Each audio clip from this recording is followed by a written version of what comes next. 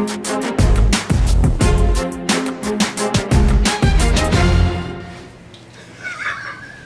of the ways to understand addiction that recently has become popular, that I've been engaged in this thought or this conversation for years, maybe for 8 to 10 years, is the relationship between development and addiction.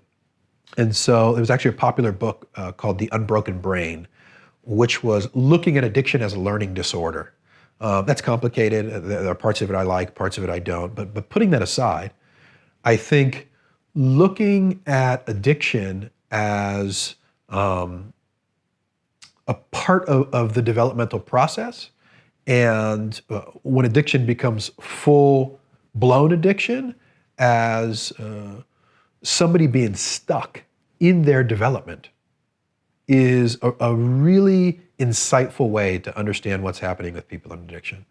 I have never met somebody who is coming into recovery from addiction that is not stunted in some particular areas of the self, isn't stuck or split in a particular area of growth in a statistically identifiable way. So the most common example that makes a lot of sense to people is when people stop growing in the realm of emotional awareness and emotion regulation, but grow in other areas. That makes sense, right? Addiction could be categorized as an impulse disorder in some ways. I can't stop myself from impulsively engaging in this destructive behavior over and over again. What is an impulse disorder? Well, it's the inability to regulate my cravings and emotions. On top of that, there's another area which is around emotional awareness. Actually not being aware of what's happening inside me.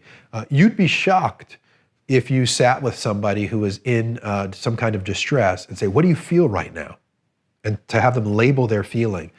And for huge parts of the population, both in the recovery population and otherwise, actually aren't very good at identifying and being aware of their feelings.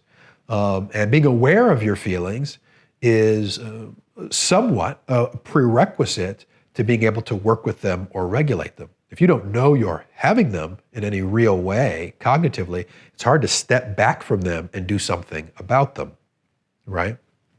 And just telling somebody to relax usually isn't helpful.